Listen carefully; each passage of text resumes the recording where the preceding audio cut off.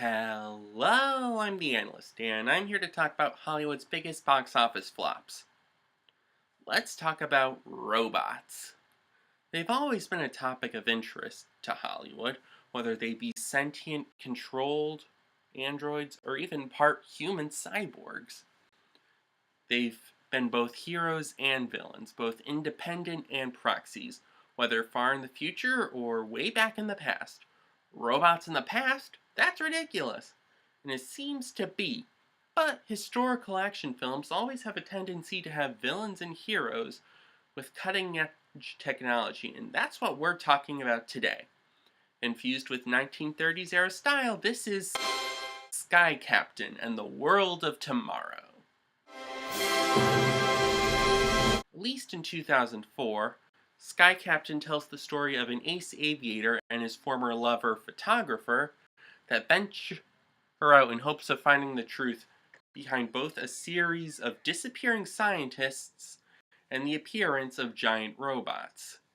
The film was written and directed by Kerry Conran, who, inspired by 1930s era comics as well as the world fairs in that time, sought to create a film that merged principles of live action and animation. Initially, Conran created a short 6-minute trailer in the vein of 1940s movie serials on his Macintosh, taking 4 years, starting in 1994. But it eventually got studio attention, and after another 2 or 3 years writing the script. For filming, it was unique in that the actors and the backgrounds weren't filmed at the same time, as most of the scenes were filmed on blue screen sound stages. This is also known as a digital backlot. This resulted in one of the most visually unique films of the decade, and would become an inspiration to films such as Sin City.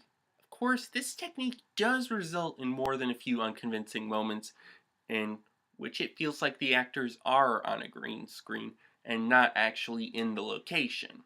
The visuals are certainly stunning, but how does the story measure up? Let's take a look.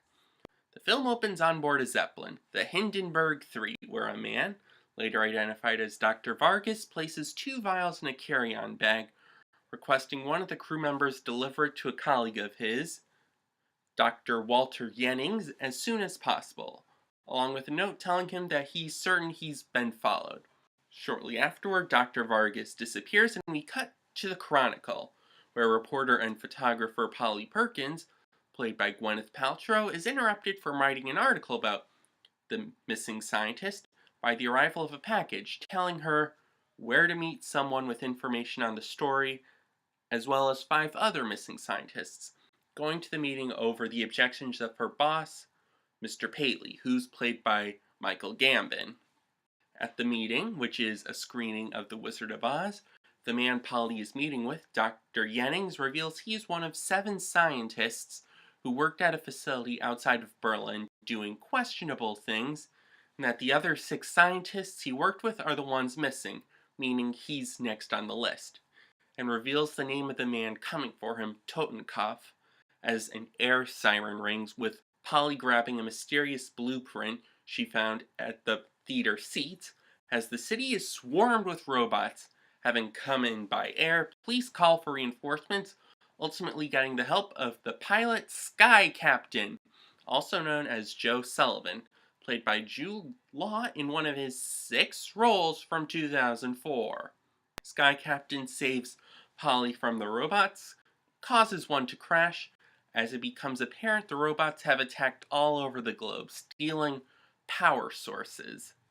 Sky Captain returns to base and has Dex, played by Giovanni Ribisi, his resident techie, examine the fallen robot and the signal emitted during its run that controlled it, before finding Polly in his office, where she reveals the blueprint she found is in fact the design for the robot.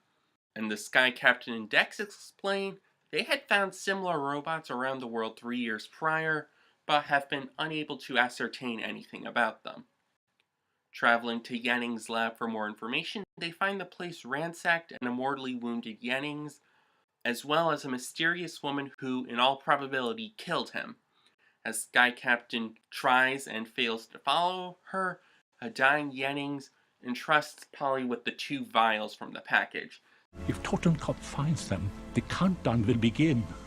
This world shall end. And going by this, it's safe to say this isn't hyperbole.